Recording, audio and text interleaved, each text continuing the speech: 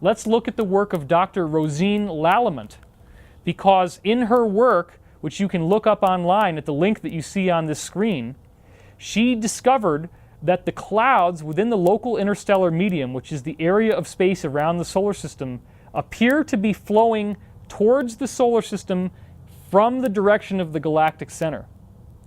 That means that we actually have proof that these energy fields are emanating from the center of the galaxy, rippling through space, expanding away from the center, and then impinging upon the solar system.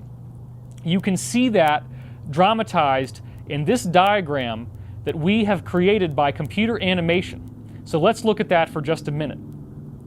You see the Milky Way galaxy, and as we zoom in on the Milky Way galaxy, you can watch these ripples expanding away from the center, expanding through the galaxy. And then when they hit our solar system, what do? They charge up the sun. The sun releases energetic particles. Those particles are captured in the atmospheres of the planets. The planets become brighter, they become hotter, they become more magnetic. And in fact, it's also now conclusively stimulating evolution on the planets themselves. When you look again at the 62 million year cycle discovered by Drs. Mueller and Rode, you're seeing the actual signatures of these galactic energy waves rippling through the solar system, colliding with our Earth, and reprogramming the DNA on the Earth. I just showed you in this video how the salamander's egg can be shined through with a laser and redirected into a frog's egg, and the frog's egg then completely metamorphosizes into a salamander. I showed you chicken eggs that were hatched after being zapped with energy from a duck, and they came out as half duck, half chicken. I showed you how lactose-intolerant bacteria would spontaneously evolve a mouth that could digest lactose. I showed you the Italian wall lizard that in the presence of a vegetarian diet completely rewrote his DNA to become vegetarian and to create cecal valves in his digestive tract that allowed him to be able to digest plants. And I showed you a lizard, the anole, that was able to make his legs first longer to run away from a predator and then shorter when he had to run up into the trees. So you're seeing now that life is a field. DNA does not evolve randomly. DNA is an intelligent template, and the template listens to what's going on in nature. The template pays attention to what's happening in its environment, and it makes changes accordingly. But more importantly, what you're now seeing suggests that the galaxy itself has the information that is causing human evolution to be dramatically speeding up. So do we have any evidence that in fact human evolution is dramatically speeding up? We've looked at the fossil record and we've seen examples of other species that can clearly be energetically reprogrammed. We've seen these 62 million year waves of energy coming through. We know that we're at the end of a 62 million year wave of energy right now. We've seen that the galaxy actually does have ripples of redshift, and that Aston's equations show us that those ripples correspond to planes of existence or densities of energy within the quantum medium. So this quantum medium can reprogram DNA. And we have evidence that it's actually happening to our own DNA. We can look and see that human evolution is speeding up. Look no farther than the work of Dr. John Hawkes, an anthropologist from the University of Madison, Wisconsin. He studied rapid evolution, or what's called positive selection, in human beings. And what he found was that in the last 5,000 years, human evolution is now moving 100 times faster. Specifically, as you look to the last 40,000 years, he said that during that time, we have been going through what he called supercharged evolutionary change. The most unusual discovery that John Hawkes came up with is that we are more genetically different from people 5,000 years ago, that means 3000 BC, than they are from the Neanderthals. In other words, if you take someone from 3000 BC, they are more similar to a Neanderthal than they are to us. That completely flies in the face of how most of us think that the human being as it is now is pretty much the same as it's always been, and that nothing much has changed. This mainstream media link from the Daily Galaxy is one of the ones that shows you where this was published, so you can go back and look at it for yourself. And this link comes to you from the BBC News. So clearly this is not being hidden, it's right out there in the open. All I'm doing is taking these various elements and putting them together so you can see how, in fact, what's happening to the solar system right now is an energetic upgrade caused by these waves of energy from the galaxy rippling through and impacting on our solar system, reprogramming and rewriting DNA as we think of it right now. You can also see what's called the Flynn effect, in which everyone's IQ is increasing by an average of 3 points per decade. This is not unique to any one country. It's been occurring over 20 different countries, and those are only the ones that Dr. Flynn was studying. The change has been going on for more than a century, over 100 years. That means that the IQ test is measuring the average as being a score of 100. A 100 IQ is what the average person is supposed to have. In order to keep the IQ of 100 as an average score, they have to keep reducing everyone's IQ by 3 points. So 10 years from now, your IQ is going to get knocked down another 3 points, another 3 points, and that's because everyone else is getting smarter. So you may also be smarter in the future, but you would test smarter as well. That's the key. The IQ has to be adjusted because human beings keep getting intelligent. This has happened for over a century. 3 IQ points per decade is a phenomenal effect. And what was most interesting was that Flynn discovered that the increase is most striking for tests that measure the ability to recognize abstract, nonverbal patterns. Nonverbal patterns. What does that mean? That means symbolism, creativity, intuition, not literacy. So this is not an effect of people reading more newspapers, going on the internet, reading more books and magazines. This is the result of the spontaneous information that comes in from the field that changes the way that we think, the way that we feel, and changes our minds so that we become more intelligent. This amounts to a cultural renaissance, as Dr. Flynn said, and thus it is something that will fundamentally alter humanity as we now know it. We are in the evolutionary fast lane. In this next study, you can see that 45 out of 52 countries in the world are showing a significant increase in everybody's average happiness. That suggests again that the same energy that creates blissful emotions and blissful consciousness when you go around the standing stones and those ancient sites can be in fact upgrading and activating our own consciousness and our own thought process here and now. We also are seeing within the United States that the gap between the people who are the most happy and the most unhappy is narrowing. That means that everything is normalizing and everyone overall is becoming happier. You're seeing less extremes and everyone is balancing out. And both of these are based on surveys in which people are asked questions and we're able to gauge that their happiness is increasing over time. So, if the Earth's energy has an effect on our consciousness, then what about the galaxy? We've already seen studies earlier in this talk about how the Earth's energy directly affects our consciousness. But now we're seeing waves of energy coming from the galaxy, moving through, impacting the solar system, upgrading DNA, upgrading life. Is there an even more direct way to show that energy fields from the galaxy could be changing our consciousness, changing our minds, changing our perspective? And the answer is absolutely yes. The scientist who came up with this is Dr. James Spottiswoode, who was studying ESP, or what he called anomalous cognition. He did a meta-analysis of all this research. By combining over 20 years of studies into these abilities that people have, these are ordinary people that were documented and done under scientifically stable conditions. Their ESP ability was standardized and put on a certain gradient scale, and what Spottiswoode did was to take all these different studies and meta-analyze them so that everyone in every study is given a universal score of how psychic they were so they could all be compared. No one had ever combined together all these different studies before until Spottiswoode came along. He was the first one to do it.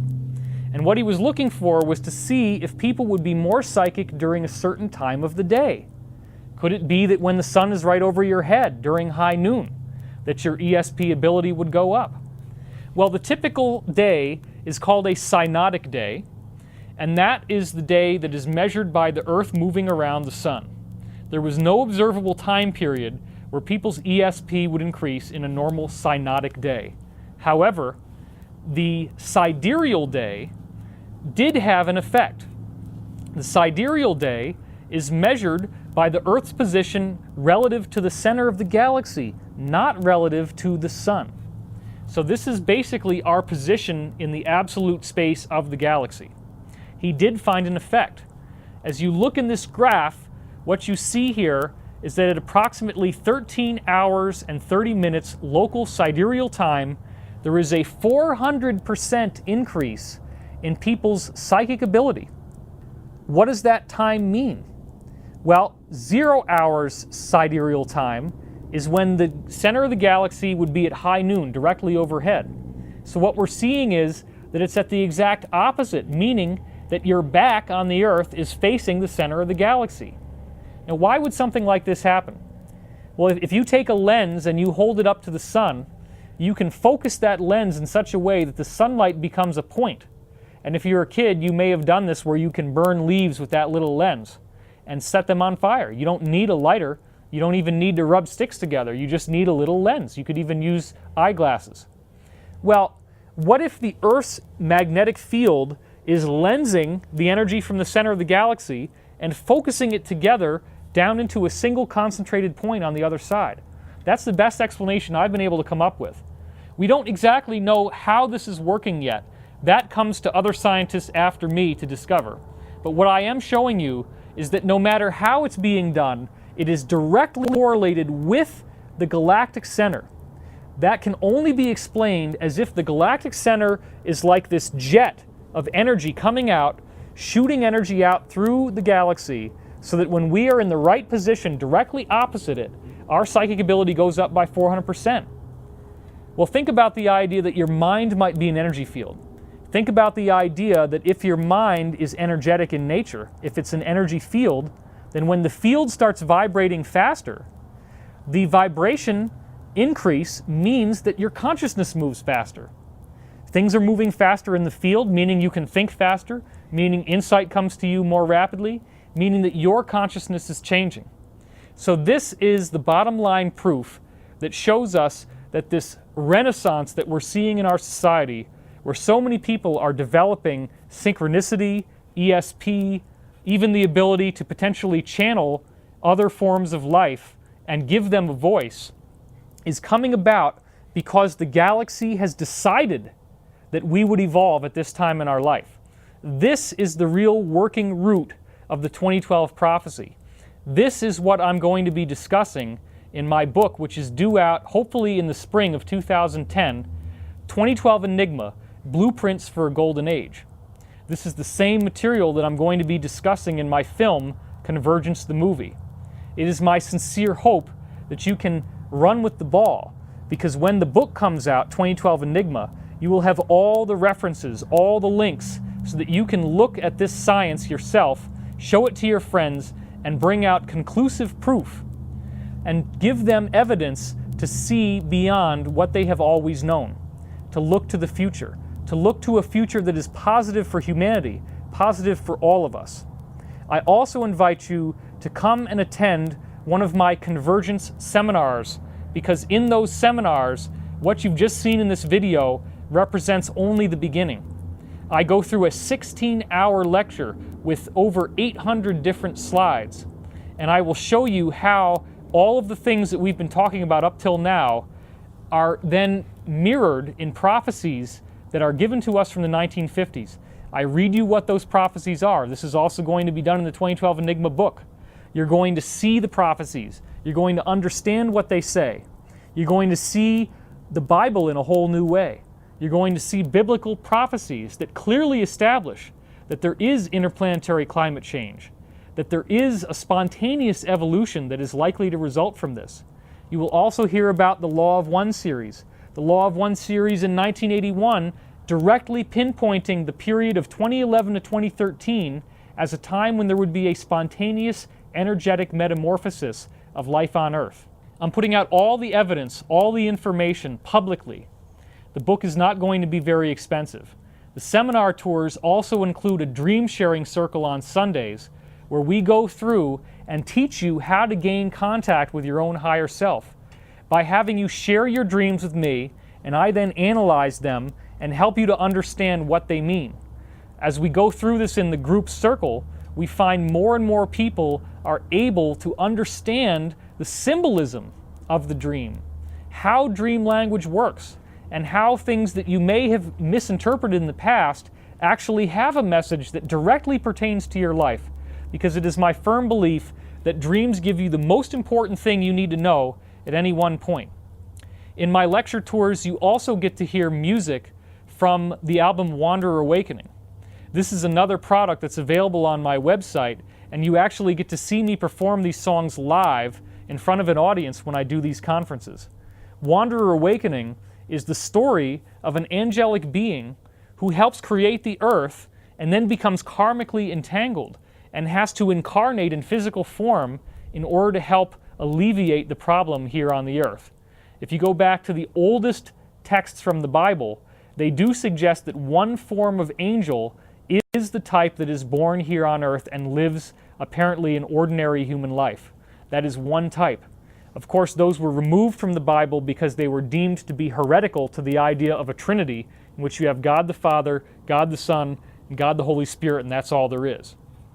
But if you look to the prophecies, if you look to the information, it says that now is the time.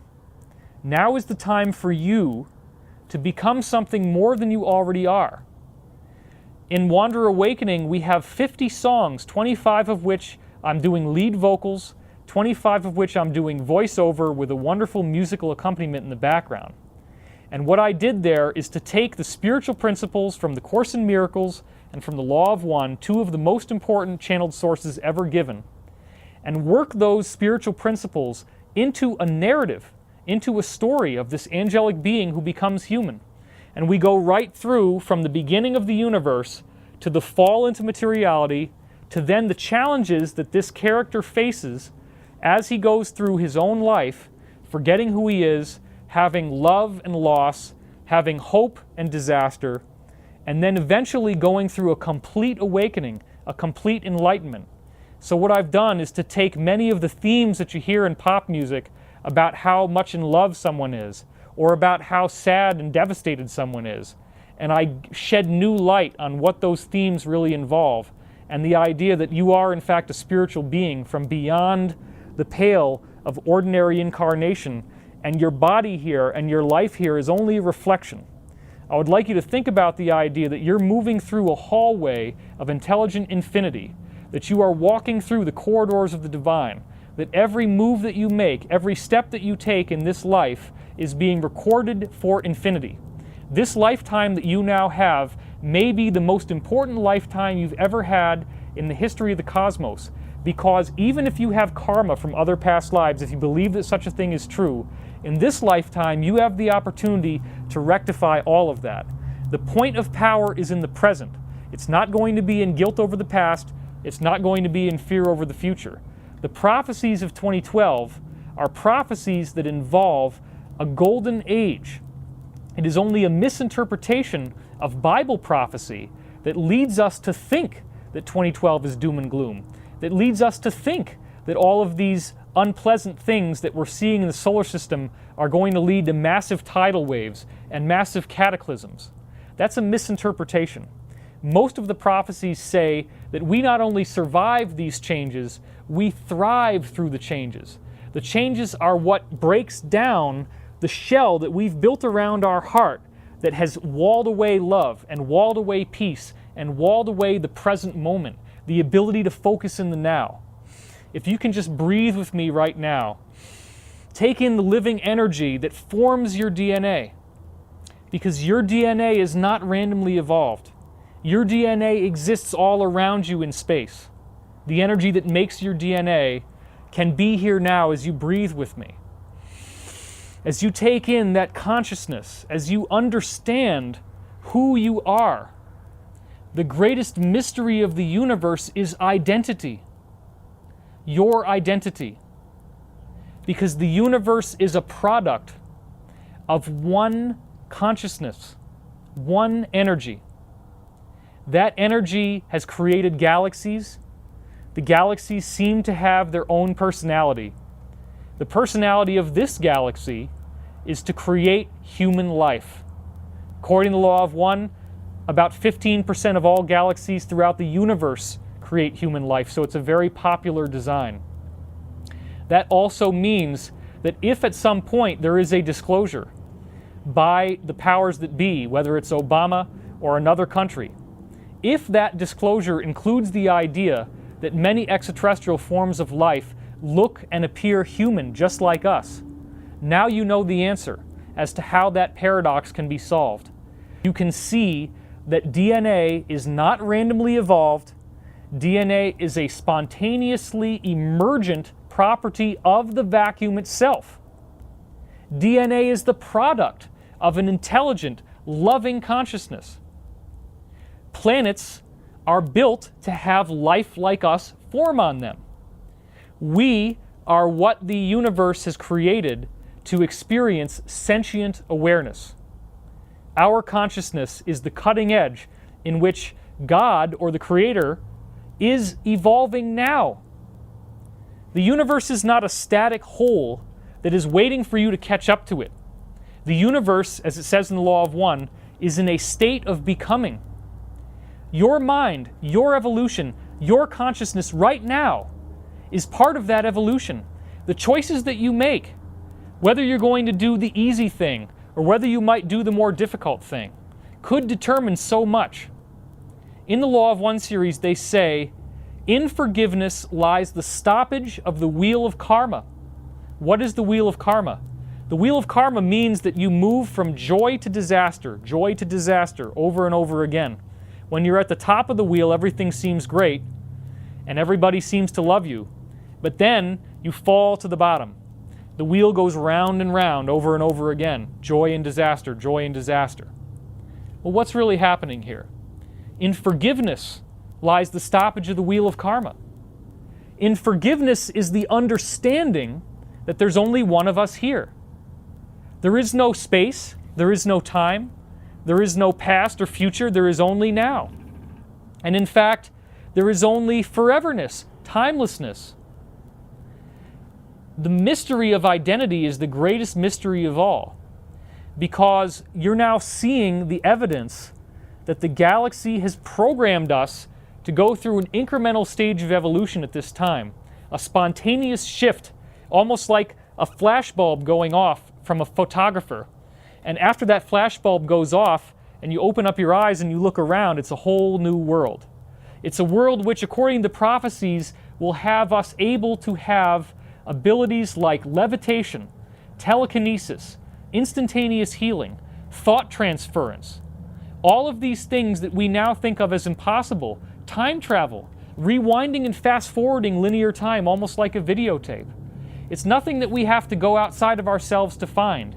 And also, so many of you in the past, hopefully this will change now, have sent me emails in which you're expecting me to fulfill this sort of function for you as like a higher self, or as a savior, or a divine enlightened being that you can look up to.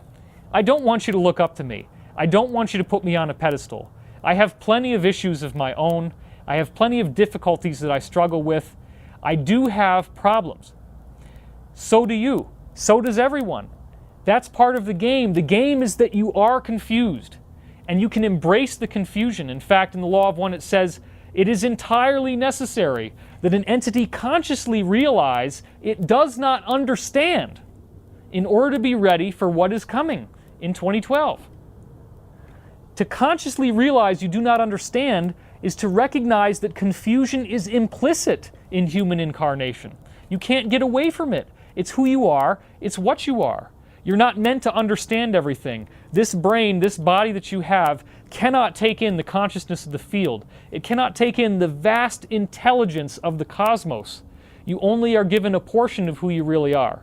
So again, I would ask you not to look to me to be that person who, oh, I have to meet you, David, I have to meet you. The person I want you to meet is yourself. I want you to meet your higher self, because your higher self is a part of you that exists outside linear time, millions of years more evolved than you are now. This part of yourself is absolutely wonderful, absolutely joyful, absolutely intelligent. It will never lead you astray. It will never guide you off the path. If you can learn to listen to what it has to say to you, it will only direct you in a way that will advance your evolution. The problem, if you want to call it that, is that sometimes what advances your evolution is very difficult. It's very painful. You can have things happen to you that seem to be disastrous. You can have a car crash. You could have a broken bone in your leg. You could have any number of financial catastrophes. You could have the person you love leave you. Well, here's the trick. If you don't love yourself, the universe does not send people to you who love you. The universe doesn't say, oh, I'm sorry that you're feeling bad. I'm going to send you love so that you'll be much better. No. The way the universe actually functions, which you learn about in sources of philosophy like the Law of One, is that if you don't love yourself, you've now created a field of attraction. And you're attracting to yourself people who don't love you. That's what happens when you don't love yourself. You don't get sent that which you haven't created. You get sent that which you have created. And you attract the like energy that you're putting out there. The universe does that deliberately so that when those unloving people come into your life, you will learn from them. You will learn to say no. This is not the power of now, this is the power of no. And the power of no is what comes to you when you learn to love yourself enough that you're not going to be manipulated. You're not going to be beholden to other people's negativity. When you look at the problems that we have on the earth now with the dreaded Illuminati or the New World Order, they're here by design. They're here because we attracted them here. They're here because they're fulfilling a function that stimulates the evolution of consciousness. Our consciousness is evolving by their presence. They are not simply villains who need to be eliminated. They are fulfilling a valuable function. By enslaving us, by manipulating us, by stealing our money, they are taking the power away from us that we have not acknowledged that we have.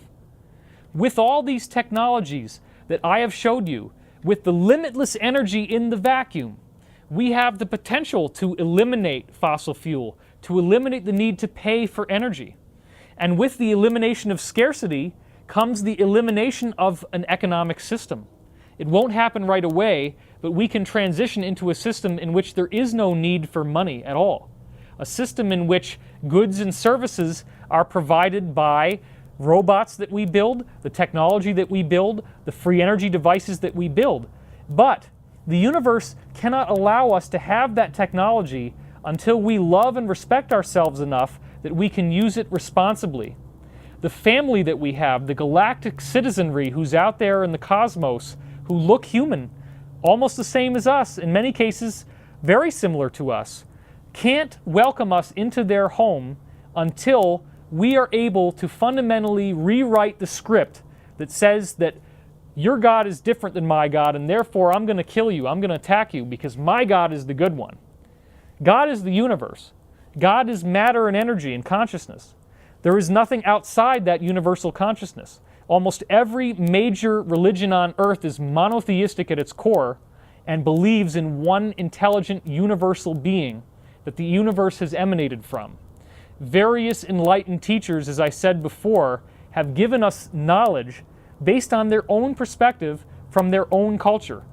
In many cases, human extraterrestrials, who we would call angels, have contacted these societies and given them messages of hope, messages of peace, messages of how to evolve. And then over time, you get the texts rewritten, you get cultural differences, you get semantic differences, and they become religions. They become stratified so that you don't just have one way of thinking. And that's okay. Everybody has their own path of how they can find to get back to the oneness. But again, your higher self does exist. If you identify qualities in someone like myself or someone else, and you admire those qualities, and you're sitting there hoping that you'll be able to meet a person like that, look no farther to the stillness of the quiet point within yourself that you can find in meditation. Because in the now, there is that contact with your higher self. You can simply breathe in the consciousness of the universe and be one with who you are right now. You can live that consciousness. You can fulfill the promise that, in fact, human becomes godlike. That is the promise that ultimately even is in the Bible. Because in John 14:12, Jesus actually says, "As I do these things," meaning the miracles, "so shall you do them, and greater things, for I go unto my Father." The Father is the field. The Father is the intelligence of the cosmos. When you go unto the Father, when you go into the cosmos, when you tap into the field in the now, in the present moment, you have attained peace. You have transcended the duality of this world that says good and evil, light and darkness. You can see that those people in the past who may have been controlling and manipulating you were only bringing you to a point that you could stand on your own 2 feet, learn to say no without being angry, but by forgiveness. And forgiveness is the stoppage of the wheel of karma. Or as it says in the Course in Miracles, forgiveness collapses time. Time is what it takes to get from where you are now to where you will be when you reunify with yourself as the one infinite creator, as the infinite intelligence this cosmos is built from. You can collapse time in forgiveness. You can forgive everyone who's hurt you.